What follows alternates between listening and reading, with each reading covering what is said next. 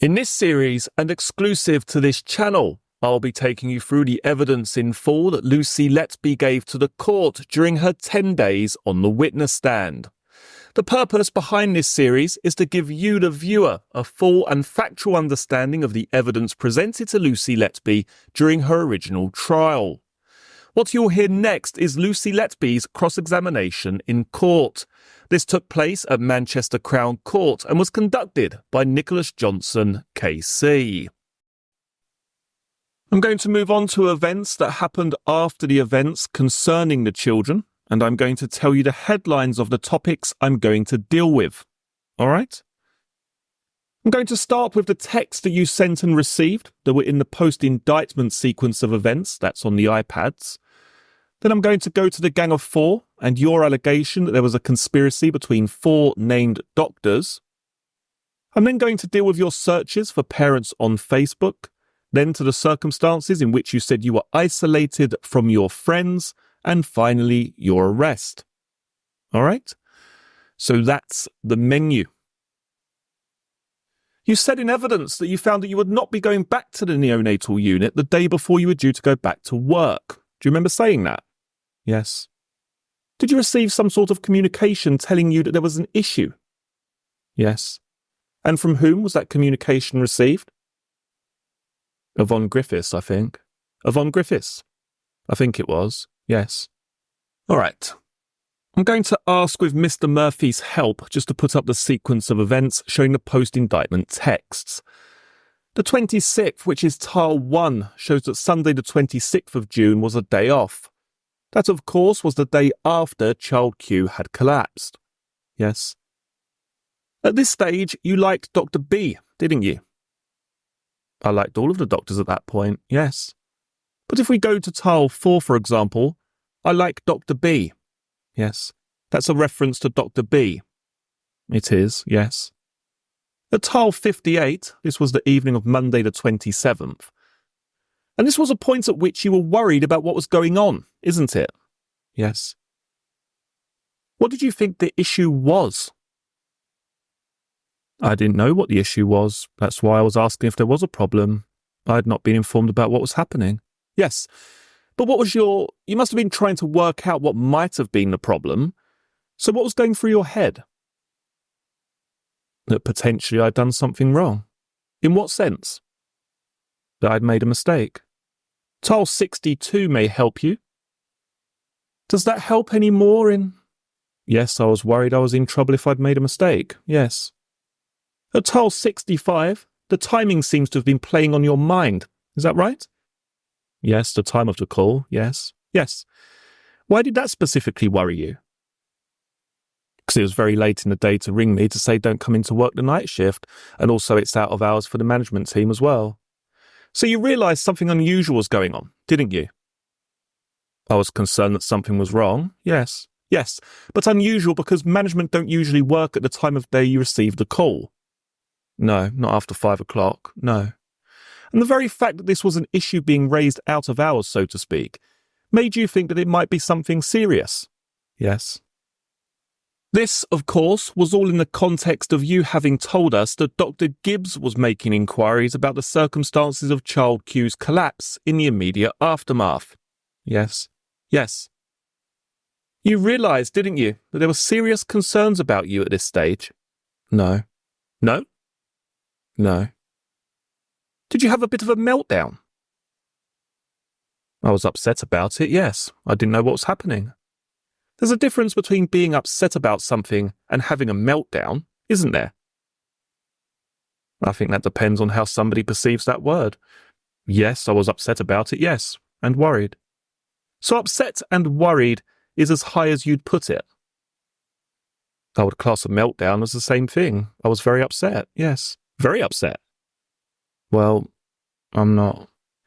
I'm genuinely interested in how you categorize this, so you help us. I was upset and I was concerned that something was wrong. Dr. A, tile 74, said that Ravi, that's Dr. Jairam, and the medical director... Who is the medical director? Can I name him? Yes. Ian Harvey.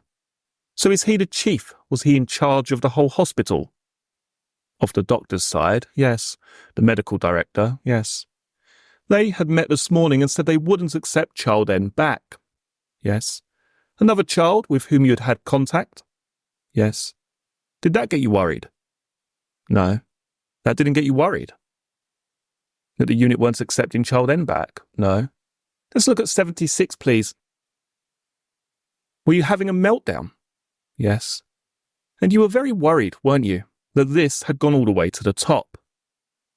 No, I was concerned about the next day. I didn't have any concerns about it being raised higher than that, no. Tile 85, please. Can you just read that out, please? Messes with your head a bit to be told that at this time. Would have sounded more reasonable if I'd done it earlier, which is why I wonder if it's come from higher up, as she usually finishes at 4. You were worried that this had gone all the way to the top, weren't you? From this, yes. You are familiar with these messages, aren't you? Yes. You knew they were onto you, didn't you? No. Tile 88. This is Dr. A to you saying, there is no problem. I suspect my head is in about the same place. The management was appropriate and you're... So he's reassuring you there, isn't he, at tile 88? Yes. Do you remember how you responded to that? No. I will remind you. Tile 89. You were in a meltdown, weren't you? Yes. Tile 92, please. You read it out, please, sent 12 minutes later. Sorry, that was rude. Felt completely overwhelmed and panicked for a minute. We all worked tirelessly and did everything possible. I don't see how anyone can question that. Redacted has always been very supportive. What were you doing in those 12 minutes? I can't answer that. This was a big moment in your life, wasn't it? Do you agree? I can't answer that, what I was doing. Was it a big moment in your life? I don't think it was a big moment in my whole life in respect of everything that's gone on, no. The fact is that you were worried that the authorities in the hospital might have sussed out what you had been up to. No, that's not right. Tile 94, please. Can you read that out, please? I'm having a meltdown ++, but think that's what I need to do. What grade of meltdown were you having? At this point, quite a dramatic one, yes. Not just upset. Well, I can't define every emotion that I felt at that moment, no. What was dramatic about it? What? I've said it's dramatic. I don't know where I've said that, sorry. You said it about 20 seconds ago, that it was a dramatic moment. I said, what grade of meltdown were you having? You replied, at this point, quite a dramatic one. Yes. What was dramatic about it? That was all happening very last minute into the evening. So it's just the timing of a phone call was enough to send you into a ++ meltdown, was it? Yes, because that's not normal. Well, baby's collapsing isn't normal, is it? No, it isn't. No. Baby's dying isn't normal, is it? No. Many people have remarked when these things were happening, you were very calm. It's a professional role. So what was it that sent you into a ++ meltdown here, that you are very capable of dealing with dying babies very calmly? Because this is personal. At work I put on a professional head and I can control my emotions at work. This is a home event in my personal life. Yes, you were worried they'd sussed you out, weren't you? No. Now, this is 1816, so just after 6:15. Is that right? Yes. What did you spend that evening doing? I don't recall. Were you trying to work out how you were going to deal with the problems that you thought might be just around the corner? I didn't know what problems were just around the corner. Oh, you did? No, I didn't. Let's look at tile 107, please. This was made at 23:29. Okay.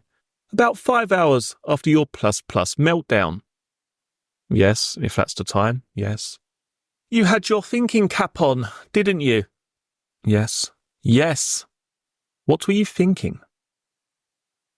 There were things I needed to document when I next went back to work that I hadn't documented so far. Yes.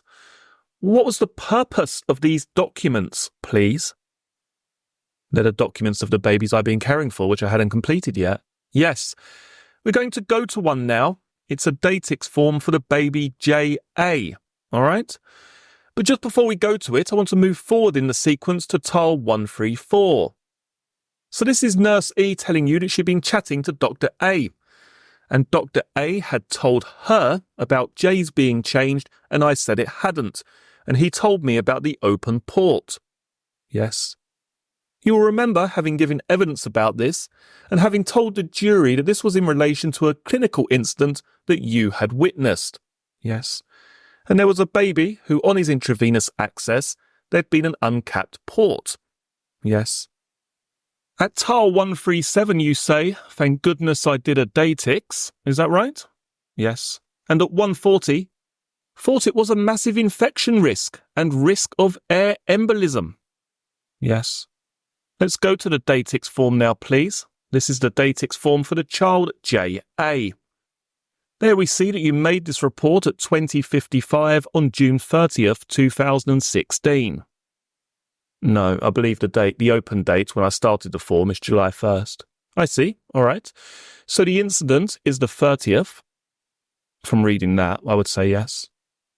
So just to put that in context, this is an incident being recorded 4 days after the text that we were just looking at when I was suggesting you had your thinking cap on, relating to an incident that happened 3 days after that text. Okay. So if we can go back to the form in general, please, Mr. Murphy. A clinical incident was how you described it, and equipment problem, malfunction, or unavailable. Is that right? Yes. Is this your selection from the drop-down menu? Yes. No harm, low potential harm. What you then record is that on the 30th, as you said, at 1500 hours, so let's just put that into context, please. This is 5 hours or so before the end of the day shift that you were on. If I was working that shift, yes. Well, you're reporting an incident that's happened on a shift, aren't you? Yes. Yes. So 5 hours before the end of the shift, about 7 hours after the start of the shift. Yes. Yes. So 7 hours after you first met this child, J.A. Yes, if I was looking after J.A., yes.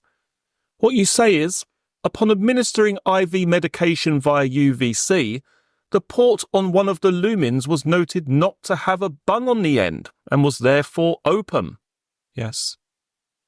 Redacted informed, was that Dr. A? I couldn't say who it was. Lumen not accessed, bung added, and line labelled not to be used. If we go on to the next page, please, we see your name appears there as the person reporting it. Yes, and the next page, please, and the next, and the next. No further information here, is there, as we scroll through? Not from me, no. So we have a case the jury are considering relating to allegations of pumping air into the circulation of several children, don't we? Yes. On June 27th, after the final of these incidents, we have you in a meltdown plus. Yes, if that was the date, yes. And a couple of days after that, we have you reporting an incident in which you are identifying the risk of an accidental air embolus, don't we? Yes, yes. You had your thinking cap on, didn't you? No, that's what I found with this baby and I felt it needed to be documented. Had you missed it in the previous 7 hours of the shift, before 1500? Yes, I don't believe the port needed to be accessed until 1500. You remember that? No, but it says there I've accessed it for medication, which would assume that I hadn't gone to that port prior to that. As part of your checks as a QIS qualified Band 5 nurse, do you look at the children that you're dealing with? Yes. Do you note whether the bungs are on the ports? Yes, I should have checked. Yes. Yes. You removed the port and then reported it as a clinical incident, didn't you? No, I didn't. No. To cover yourself, there's a bit of an insurance policy going on here, isn't there? No. So you can suggest that this was a hospital where things were so lax that people even left the bungs off the intravenous access for these children. No, that's what I found. And it covered you for a suggestion of accidental air embolus, didn't it? No. Can we go to tile 232, please? You talking about children going off within hours of handover. Within hours or on handover, yes. And that is a characteristic, isn't it, of many of these cases towards the end of the indictment. Yes. Tile 234. Or were acutely unwell when you took over. This is you getting your defence in with your mates, isn't it? No, this is me stating what was happening at that time. Which children did you have in mind at this point? I can't say. Well, we've just spent the last few days going through them. Can you really not remember? Not every child on the unit, no, that I've looked after, no. 239. Can you read that out, please? Hoping to get as much info together as possible. If they have nothing or minimal on me, they'll look silly, not me. What did you mean by that? So at that point, I'd been removed from the unit, and I was wanting to get as much information together to provide the Royal College of Nursing with the information on what had been happening in the last few months. Did you think attack was the best form of defence? Sorry? Did you think attack was the best form of defence? I don't think this is attack. This is me responding to what's happening to me. 253. Tony was your rep, was he, did you say? Yes. Going to speak to Karen? Is she one of the nurses at the hospital? The director of nursing. And insist on the review being no later than first week of September. Wouldn't advise pushing to get back to the unit until it's taken place. I feel like I'm being shoved in a corner and forgotten about by the trust. Were you seeking to get sympathy from Nurse E? Well, yes, it was a very difficult time. I'd been completely isolated and yes, she was my best friend. Yes, completely isolated. How were you isolated? Just remind us. Being removed from the job that I loved and put into an area where I didn't know anyone, where I was having to pretend that I was there because I wanted to be. How was the isolating manifesting itself in other ways? Can you reword that, please? Of course. Were there any other features of the isolation? I'm sorry, I don't understand. Well, you know where we're going, don't you? No, I was not able to speak to anybody on the unit at that point. And who had told you that? It was told to me at the meeting with Sean Williams, and also my reps advised it as well. So that's the 8th of August, when you're not allowed to talk to anybody, you say. Did you abide by that direction? No, I talked to some friends that had been allowed to be spoken to, yes. Give us a list again, please. It was Mina, Nursey, and Dr. A. No others? Not about any of the details, no. 258. This is another example of what you were saying about your isolation, isn't it? Yes. This is what you told the jury back on May 2nd, wasn't it? That you weren't allowed to speak to anyone. Yes, about the reasons for being moved, yes. Oh no. What you said was you weren't allowed to speak to anyone apart from Nurse E. That is correct, yes. It wasn't limited to discussing the reasons for your removal. It was, do not communicate with, wasn't it? Yes, and also with the colleagues in my new work role. I was not to tell them why I was there. Well, they weren't your friends anyway, were they? No. And you knew, didn't you, by this stage, that you were being blamed for the collapses and deaths of these children? No. I want to move on to the Gang of Four and the conspiracy between these doctors, okay? Okay. On the 18th of May, I asked you this question.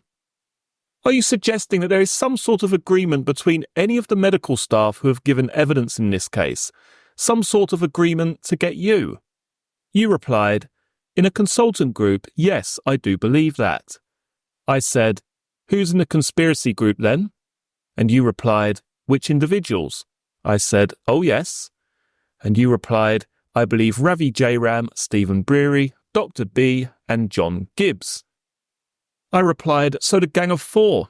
I'll refer to them in that way rather than repeating their names. I then said, and what is the conspiracy between the Gang of Four? And you replied, they have apportioned blame onto me. I then said, and the motive for apportioning blame onto you is what, please? And you replied, I believe to cover failings at the hospital. Do you remember that exchange? Yes. And you will remember that each time we've moved to a different case, I've asked you the same or substantially the same questions about what you allege to have been the shortcomings. Yes. What I'm going to do now is to go through what you have said in relation to the shortcomings and see whether that matches up to a motive to make these serious allegations against you. All right? Okay. So far as child A's case was concerned, you raised staffing levels in the context of the delay in inserting a long line to give him dextrose. That was the shortcoming. Yes, nothing else. For child B, you raised nothing. No. Child C, you raised nothing. For child D, you said that the fact that her antibiotics were delayed may have had an impact on her. But as for anything else, you raised nothing. For child E, you said that it was the delay in giving him a blood transfusion, but otherwise you raised nothing. For child F, you raised nothing. For child G, initially you suggested that your friend Nurse E may have overfed child G, but then you retracted that and otherwise raised nothing. For child H, you said that the location and whether the drains were securely put in may have had an influence, but otherwise you raised nothing. For child I, event 1, nothing. Event 2, you suggested that Ashley Hudson should have had her on a monitor because she hadn't been off antibiotics for more than 48 hours. Event 3, you raised nothing. Event 4, you said that potentially Dr. Chang being called away may have had an influence. For child J, you raised nothing. For child M, you raised nothing. For child N, you raised nothing other than to say it was busy and there were issues with intubation. For child O, you raised nothing, save for the way that concerns raised by Sophie Ellis were dealt with, and you confirmed when we went through the charts that there was nothing untoward on the charts. Child P, you raised nothing other than to say potentially an issue with a chest drain. Child Q, you raised nothing. What are you suggesting was the motive for the Gang of Four to make false allegations against you? At this time, I did not know what babies they were discussing, what the allegations were. I felt at the time anything that could have gone wrong, they were potentially putting on me. I didn't have exact details at that point of which babies and why. No, we're talking about the trial. You were telling the jury that these doctors' evidence has been influenced by a conspiracy. Yes, that's what I believe, yes. So given that we now know the details of what you are suggesting were the shortcomings, how do those shortcomings account for their conspiracy? But I'm not saying a specific issue, I'm saying in general I don't think a lot of the babies were cared for on the unit properly. So does it come to this? Because in your view care at the Countess wasn't very good, they have made these allegations against you? Yes, I believe there are shortcomings from the medical team, and that has been put onto me, yes. And the best you can come up with for the shortcomings is what you have detailed and what I have just summarised. No, because I'm not a medical professional to know exactly what should and shouldn't have happened with those babies. Well, so what you're saying, it's above your pay grade to determine in effect what the shortcomings are. Is that what you're saying? Of a medical professional, yes. Well, I'm going to ask you about something then in your defence statement, if that's the position. Can we go to paragraph 11 of the defence statement, please? Just to put this into context, so far as staffing levels are concerned and these children, the two you've actually raised are Dr. Harkness being on his own in effect with child A and having to deal with all the children, and Dr. Chang on the occasion that child I died when she was called away. Is that right? Yes. Your defence statement, though, says this. And this is before you have any medical opinion to support your case, isn't it? The 11th of February 2022. What do you mean by medical opinion? You're not relying on any expert report to make the suggestions that you're making in your defence statement on the 11th of February 2022. No. You see, I've just asked you about what you're saying are the failings, and you said, well, it's really above my pay grade to say that. No, to say specifically from a medical capacity. Yes, exactly. But what we can see you say in paragraph 11 is the following. I don't believe that the staffing levels at the Countess of Chester were at the level they should have been over the relevant period. Yes, We've dealt with all these cases individually, haven't we? Yes. And you, I suggest, have failed to identify specifically, in specific cases, where there is a deficiency in staffing levels. Okay. Well, do you agree with that? No, I think it has been raised at times where the nursing staff acuity wasn't quite right. I've not talked about medical staff here. No, but in each of these babies' cases, I have asked you, has the nursing staff or the medical staff levels contributed to the collapse or death of this child? Yes, that doesn't mean I'm not the overall care that they received. I was referring to the actual collapse. I think some of the babies didn't have adequate care over a period of time. But you see, the point in this case is whether the collapses and deaths of these children is attributable to you sabotaging them, or to some naturally occurring phenomenon which is exacerbated by a deficiency in the level of care, isn't it? Yes. So you are raising these issues as a general complaint in paragraph 11, but you cannot give specifics, can you? No. No. Paragraph 13. The defence questioned the quality of care, irrespective of the allegations made against me. The defence raised the possibility that suboptimal care has caused or contributed to the deteriorations and deaths in this case. This concern is raised with regard to each and every count on this indictment. It is beyond my ability to analyse and enlarge upon this topic comprehensively or to deal with all possible questions of negligence, but I include this in the defence statement to identify the issue. So you are raising the point, aren't you? Yes. And you have been given by me an opportunity to expand on it, haven't you? Yes. Is there anything else you want to say about it?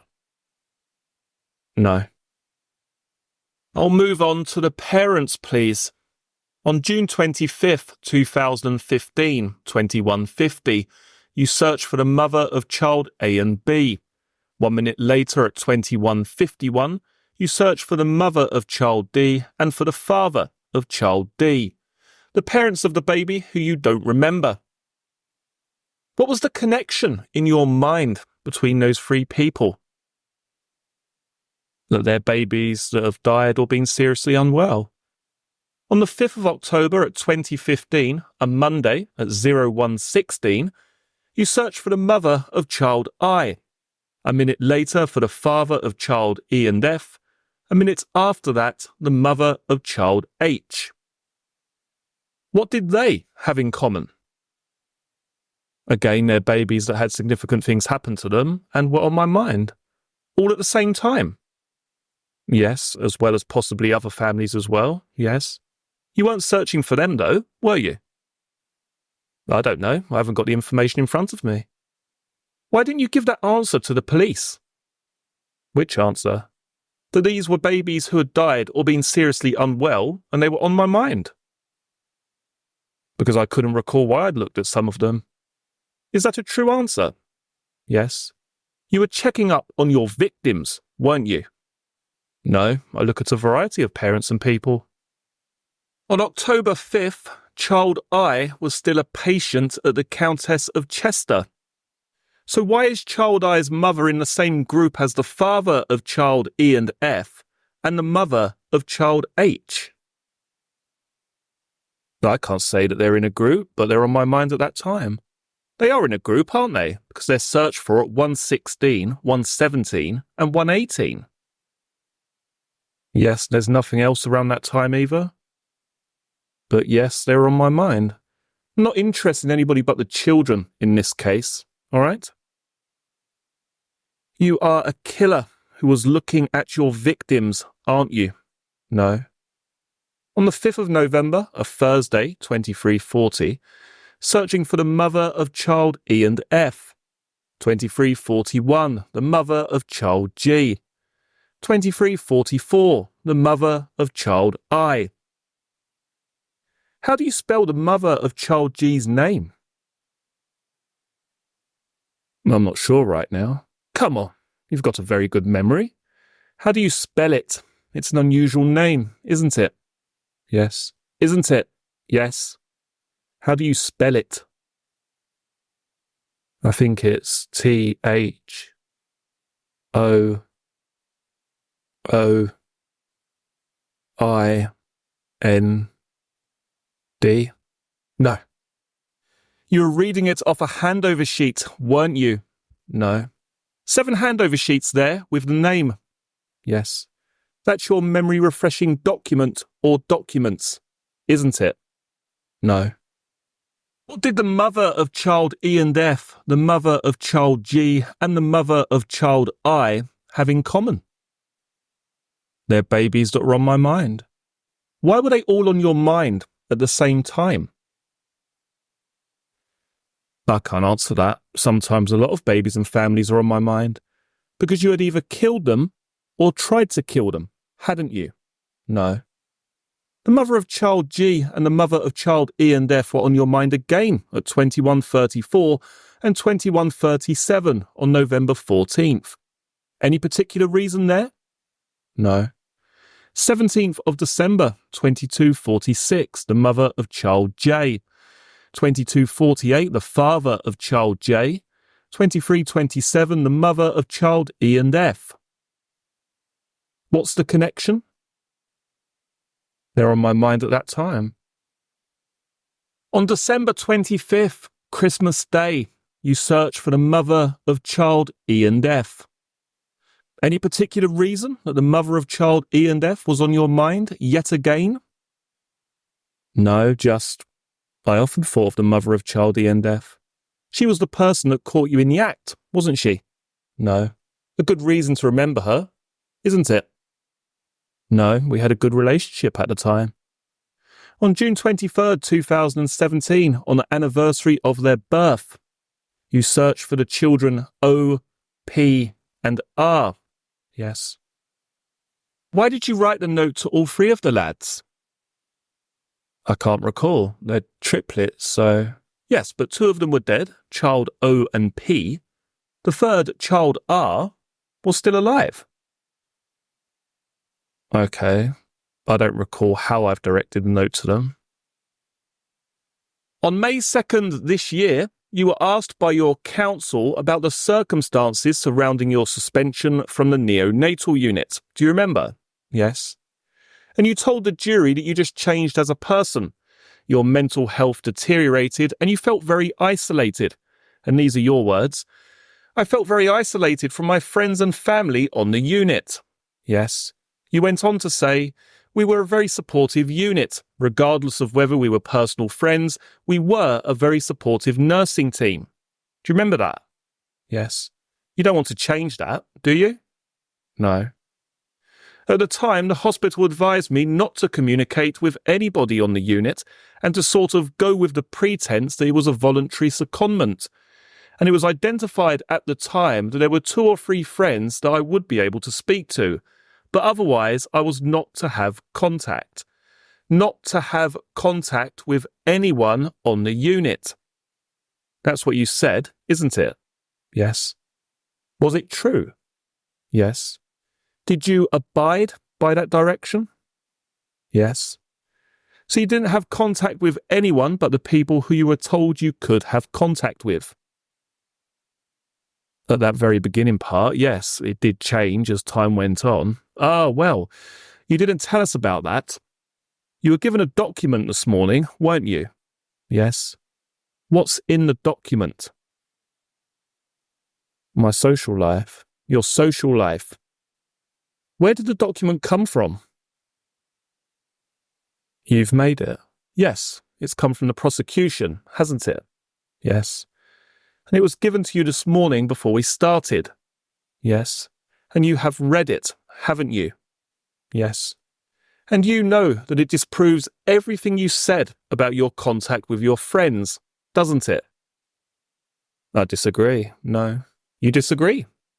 So you are saying there's nothing in that document showing you in contact with people other than Nurse E, Dr. A, and Mina Lapalainen? No, you're not saying that. That was what you were telling the jury was the position on May 2nd, isn't it? Yes. Yes. Every day I have asked you the same question, haven't I? Yes. Whether there's anything that you have said which you would like to change. Yes. And you were telling the jury on May 2nd that from your suspension through to your arrest, you were not allowed to have contact with anyone from the unit other than Nurse E, Dr. A, and Mina Lapalainen. Yes, yes. Why did you tell that lie? I was mistaken, so as time went on, it was in the table document in the post-indictment I was allowed to start communicating with the unit, but I was not to tell them any of the details of my secondment. You were exaggerating, weren't you? No. You were telling the jury a sob story, weren't you? No. That you had been cut off from your family, as you defined them. Yes. Yes. Were you looking for sympathy? Yes, it was a very difficult time. Yes. You thought you'd get sympathy by telling a lie, didn't you? No. Was it just a mistake? Yes. If we go through this 26-page document, we will find times and more times and more times of you out drinking with other people from the unit. Yes, won't we? Going on days out with other people from the unit? Days out? I don't know. I can't. Oh, come on. You've read it, haven't you? Where did you go with Dr. A? London. To London. How many times did you go to London with Dr. A? Once. Are you sure about that? Yes. Dr. A, who was not your boyfriend. That's right. The 8th of June 2017, is that right? What, sorry? You and Dr. A's away day in London. I don't remember the exact date. Have a look on page 18 of 26. We'll put it on the screen as well. Yes. Actually, can we just go back to the previous page, please? Scroll down, please. If we stop there, we can see all sorts of stuff here, can't we? From April, May, the beginning of June. Liz and Mina phoned Dr. A, Hartford. What's that on the 6th of May? I think it's where I met Dr. A in Hartford. Where did you meet him on the 7th of May? Cheshire Oaks. CO, Cheshire Oaks. Where did you meet him on the 26th of May? Starbucks. 2nd of June? Cheshire Oaks. Yes. And the 8th of June was your away day, wasn't it? Yes. Did you stay overnight? No. 16:14. I'm near the park next to where you are. Let me know when you're finishing up and I'll see you outside. Yes. And his response? Okay, will do. See you soon. You've missed a bit out? Okay, will do. See you soon. You've missed a bit out? Then he's put an emoji. Yes. What's the emoji? A heart. And your response? A smiley face and a heart. He wasn't your boyfriend. No, Dr. A's a married man. It's not a relationship at all. It's a friendship. This document, maybe we don't need to go through it page by page. It is peppered with you out socialising with lots of different people from that unit, isn't it? Yes, at times, yes. All the time, really, not just at times. You had a very, very active social life, didn't you? Yes, yes. Can we go to page 19 of 26, please? The 28th of September 2017. 2 diary entries. What do they say on the same day? Which, sorry? The 28th of September, there are 2 diary entries which have been reproduced in this document. What do they say? London, Dr. A. How many times did you go to London with Dr. A? Once. We had to cancel this time because Dr. A had a medical appointment. But he wasn't your boyfriend. No, Dr. A is a married man. You have deliberately misled this jury about your background, haven't you? No. You have deliberately misled them about your circumstances following your suspension from that unit, haven't you? No.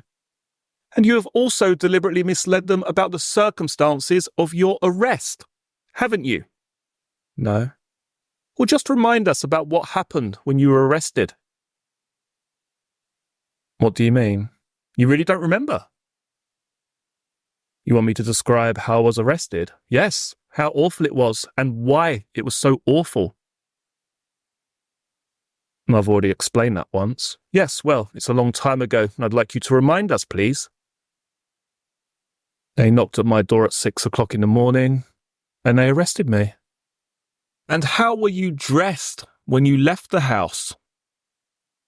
I think I had a nightie on, and then a tracksuit bottom and top and trainers.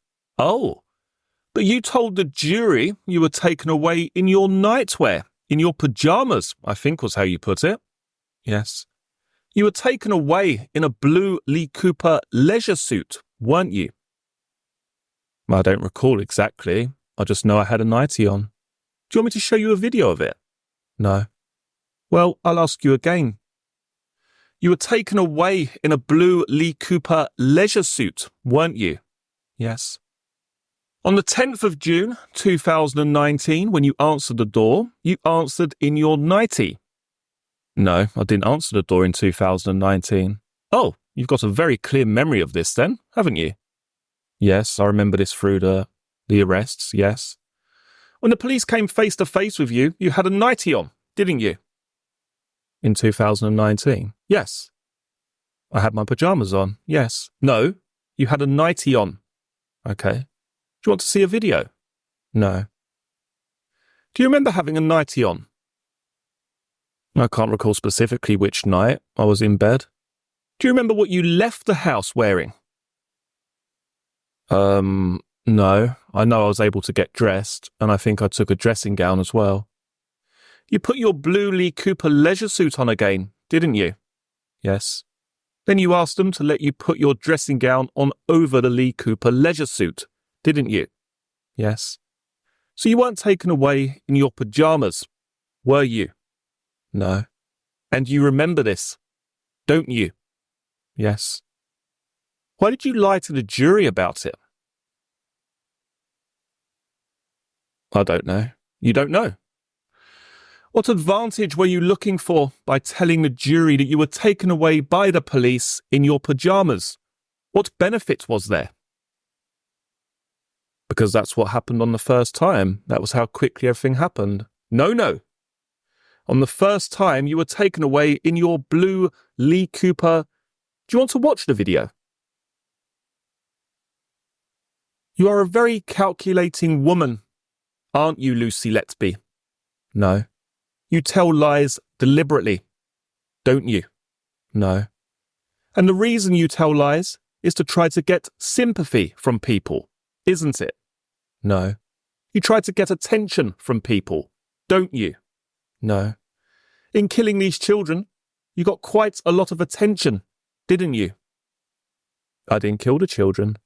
And you're getting quite a lot of attention now, aren't you? On the third arrest, you left the house in a pink or salmon pink coloured Gap leisure suit, didn't you? I can't recall. Again, I don't know. You weren't in your pyjamas, were you? No. Just going to finish by asking you about some of the notes that you wrote. Can we start with image 9, please? This is a note to the children O, P and R, isn't it? Yes, the names are there. Yes. Yes. Why were you writing to the three of them? It's not set out as a formal letter. I'm writing how I felt at that time, and it was their birthday, and I've mentioned all three of them. Yes. It's slightly difficult to interpret it exactly, but what it says is, Child P. Above it says, Love is all we needed, which you've told us is a Craig David song. Then it says, Child O, P and R. Today is your birthday, but you aren't here. And I'm so sorry for that. We know that the children O and P were no longer with us. Why were you including Child R in that? I've just written 3 names. I've also written Dr. A. But this isn't Dr. A, today is your birthday, but you aren't here, is it? No. Answer the question, please. I can't answer that. Is it because in your mind, as Dr. B perhaps anticipated, there was a terminal end in store for Child R if he had stayed with you? No. Was that your objective, to kill all 3? No. Was the prospect of that exciting you? Absolutely not, no. Is that why you reacted the way you did, about which we were told by Dr. B? No. If we can enlarge the following image, please. There's a lot going on in this note, isn't there? Yes. I am an awful person, you write down in the top right-hand corner, don't you? Yes. And that is true, isn't it? No, that's how I felt at that time. I was not good enough, and I must be an awful person. I'll never know what it's like to have a family, appears on this note, doesn't it? Yes. But you had done nothing wrong. No. What made you think at the time you wrote this that you would never have a family? Because despite having done nothing wrong, I was still in the position that I was in, and I could not see how that was going to end. So you had a good job? Yes. Working in the patient safety department of the Countess of Chester? Sorry? You had a good job working in the patient safety department at the Countess of Chester? Well, when you say good job, no, that wasn't a choice for me. No, it was a different job. Yes. Still a good job, isn't it? Good as in enjoyable? Well, it's a secure job. Yes. It's with a very secure employer. Yes. It pays well. Not as much as my nursing, but yes, still pays well. You had a house. Yes. You had a car. Yes. You had a boyfriend. Yes. So why would you never know what it's like to have a family? That's how I felt at that time. I could not see a future for myself. We don't need to go back through the social media stuff to show you out on the raz with your friends, do we? No.